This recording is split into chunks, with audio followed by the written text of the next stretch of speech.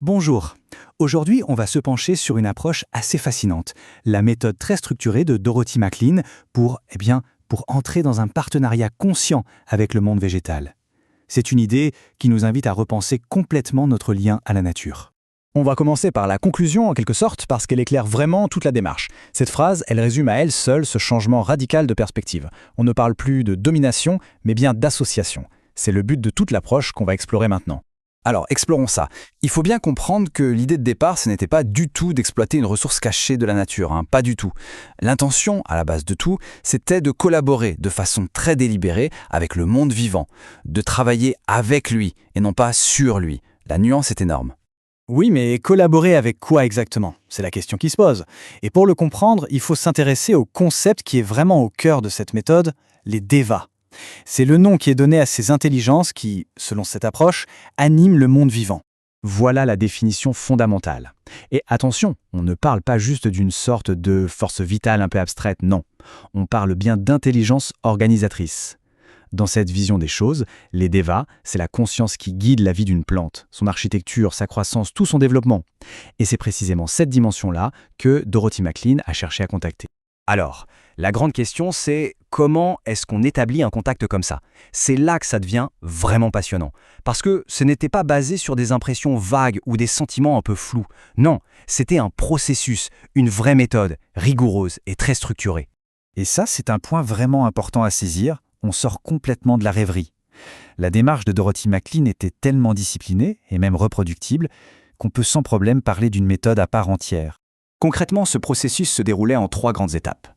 D'abord, et c'est la base de tout, une méditation profonde.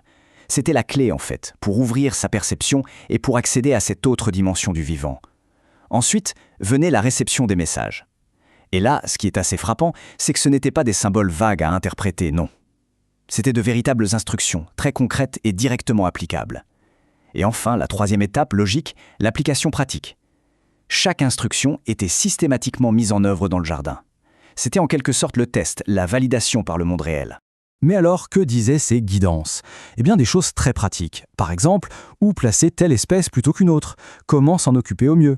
Comment organiser les cultures pour qu'il y ait d'une belle harmonie d'ensemble? Et même, et ça c'est fascinant, quelle posture intérieure, quel état d'esprit avoir vis-à-vis des plantes? On voit bien ici comment on passe de l'abstrait au concret. Et le plus important, c'est que le succès de la méthode n'était pas juste une conviction personnelle. Il était validé par les résultats. Des résultats bien visibles, là, directement dans le jardin.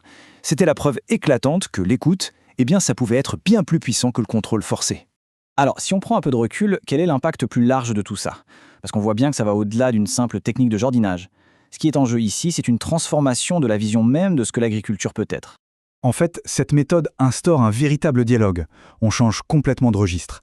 On passe d'une relation purement technique, utilitaire, à une sorte de conversation spirituelle. Une conversation fondée sur une idée simple mais puissante. Reconnaître qu'il y a une intelligence dans le vivant et donc agir avec respect et coopération. Et là, la rupture est vraiment nette.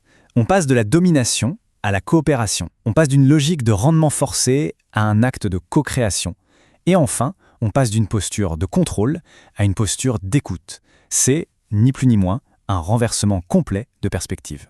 Et forcément, ça change tout pour nous. Notre propre rôle se transforme radicalement. L'être humain n'est plus ce maître qui impose sa volonté à une nature passive. Il devient un partenaire conscient qui participe à un projet commun avec toutes les autres forces du vivant. Et on va terminer là-dessus, sur une question qui est peut-être la plus importante de toutes. Parce qu'au-delà de la méthode elle-même, cette approche nous invite à réfléchir. Et si, fondamentalement, notre juste place dans le monde, ce n'était pas d'être au-dessus de la nature, mais tout simplement à ses côtés.